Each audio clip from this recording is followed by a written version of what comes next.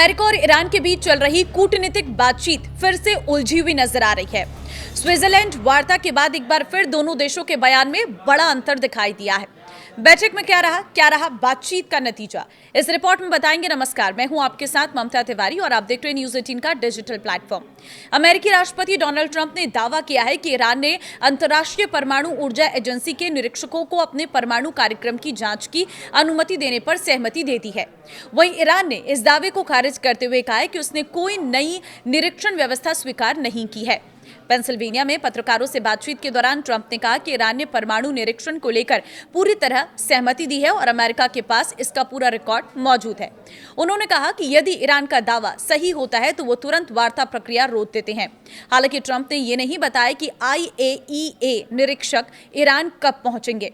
उन्होंने केवल इतना कहा कि निरीक्षक उचित समय पर जाएंगे और फिलहाल किसी तरह की जल्दबाजी नहीं है। इससे पहले ट्रंप ने अपने सोशल मीडिया प्लेटफॉर्म पर भी कहा था कि ईरान ने लंबे समय तक चलने वाले कड़े परमाणु निरीक्षणों को स्वीकार कर लिया है। ट्रंप ने कहा, उन्होंने हमें अंदर की बातचीत में ये बात बताई थी और हमारे पास इसका पूरा रिकॉर्ड मौजूद है। अगर ईरान का दावा सही होता तो मैं इसी समय ये वार्ताएं रद्द कर देता। डोनाल्ड ट्रंप ने न्यूक्लियर मॉनिटरिंग को परमाणु ईमानदारी सुनिश्चित करने की दिशा में बड़ा कदम बताया है।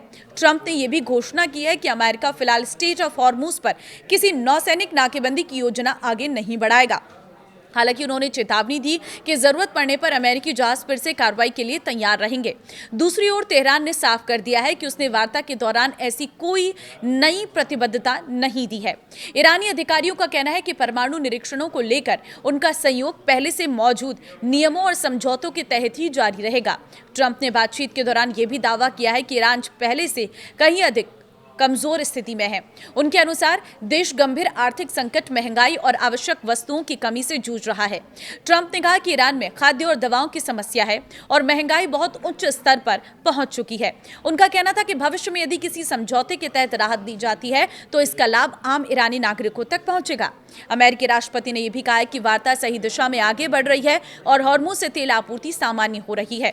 उनके मुताबिक हाल के दिनों में इस मार्ग से रिकॉर्ड स्तर पर तेल का परिवहन हुआ है, जिससे वैश्विक बाजारों में राहत मिली है और तेल की कीमतों में गिरावट देखने को मिली है। फिलहाल अमेरिका और ईरान के बीच स्विट्जरलैंड में बातचीत जारी है। दोनों देशों ने 60 देशों के भीतर एक स्थायी समझौते की दिशा में काम करने पर सहमति जताई है। हालांकि परमाणु निरीक्षण, प्रतिबंधों में राहत और ईरान के परमाणु कार्यक्रम की सीमाओं जैसे मुद्दे पर अब भी मतभेद बने हुए हैं। यही कारण है कि वार्ता में प्रगति के दावों के बावजूद अंतिम समझौते का रास्ता अभी आसान नजर नहीं आ रहा है। तो फिलहाल ये है अभी तक की बातचीत का पूरा अपडेट। अब आपको क्या लग रहा है, कैसे संकेत हैं? कमेंट में अपनी राय जरूर दें। नमस्कार।